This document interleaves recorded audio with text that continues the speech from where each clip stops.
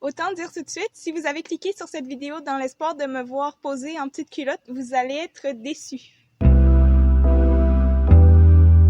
Salut, je m'appelle Aliénor et dans cette vidéo, je vous propose de m'accompagner dans la confection d'une paire de petites culottes. C'est le patron Espoir de Étoffe Malicieuse et puis c'est un patron gratuit disponible en ligne. Je vais mettre le lien dans la description. C'est un modèle qui est conçu pour un tissu chaîne et trame. Oui, des culottes en tissu, j'étais assez perplexe moi aussi, mais ça donne un résultat assez adorable et unique. Restez à l'écoute pour voir ça. Cette vidéo est genre d'une collaboration avec mon ami Alex de la chaîne Whispered Moon.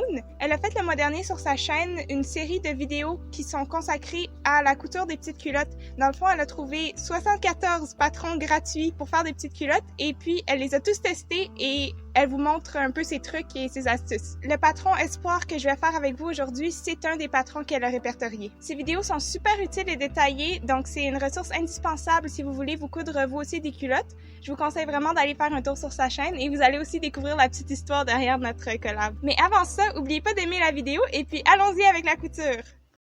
J'ai commencé par imprimer le patron, je l'ai ouvert dans Acrobat et j'ai désélectionné tous les calques dont j'avais pas besoin pour obtenir le patron de ma taille avec les marges. J'avais le choix d'avoir les marges ou non. Ensuite, j'ai assemblé les 4 feuilles.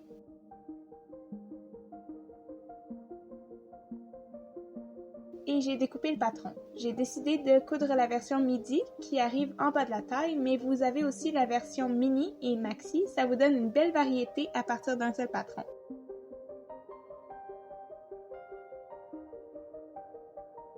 Vous allez peut-être trouver que les pièces sont beaucoup plus grandes que ce que vous êtes habitué de porter, mais ça c'est parce que c'est un modèle conçu pour un tissu qui s'étire pas, donc les culottes vont épouser vos formes sans s'étirer.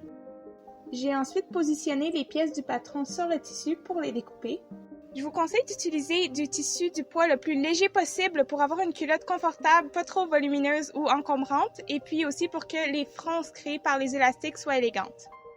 Ici j'ai un petit coton rouge avec des fleurs.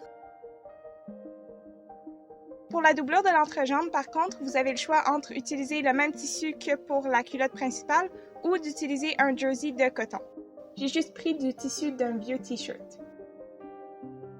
Alors voici toutes mes pièces une fois la découpe terminée. Je commence par disposer le dos contre l'entrejambe, endroit contre endroit, et puis je place la doublure de l'entrejambe, l'envers me fait face, par-dessus. Je pique à 1 cm du bord.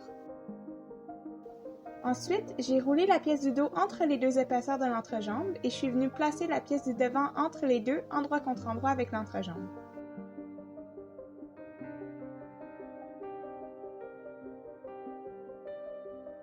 Je pique à 1 cm du bord.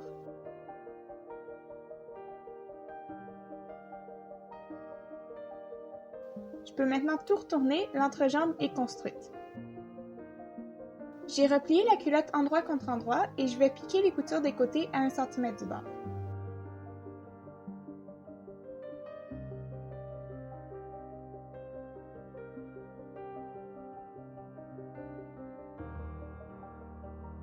J'ai fini les bords brus avec un point zigzag. Et la culotte est construite, il reste juste les finitions. J'ai commencé par fixer les deux épaisseurs de l'entrejambe ensemble avec un point zigzag pour pas qu'elles se déplacent pendant que je fais les ourlets. Pour les élastiques, j'ai décidé de suivre la méthode de l'ourlet rouloté parce que j'avais pas de biais élastique ni d'élastique décoratif, donc je viens ourler tous les bords brus avec un ourlet rouloté. Je replie le tissu 2 fois sur 5 mm contre l'envers du tissu et j'épingle. Je surpique près du repli.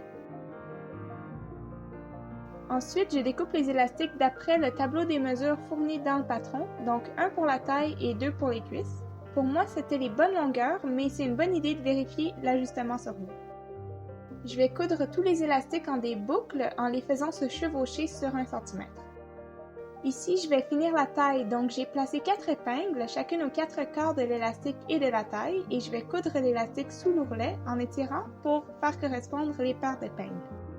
Donc j'étire l'élastique et je le couds en place avec un point zigzag, ça va créer des jolies fronces dans le tissu.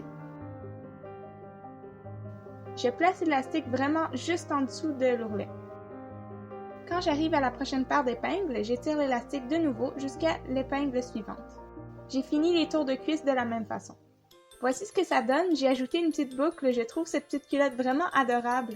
Le tissu rouge finalement était un peu épais, c'était un peu trop rigide, mais j'en ai fait une autre avec ce tissu vert en coton, beaucoup plus léger et c'est vraiment parfait, plus fluide.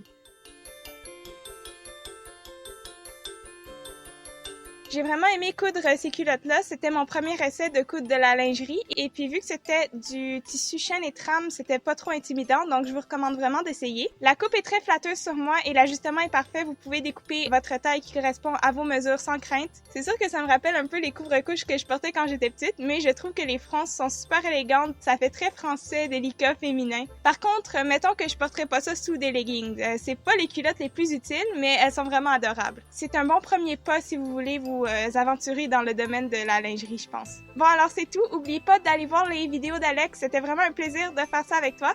Et puis d'ailleurs, on a une autre collab qui s'en vient plus tard ce mois-ci. Elle est vraiment épique. J'espère que ça vous a plu. Oubliez pas de vous abonner à ma chaîne si c'est pas déjà fait. Et puis vous pouvez aussi me suivre sur Instagram @artisanali. On se revoit dans la prochaine vidéo. Au revoir!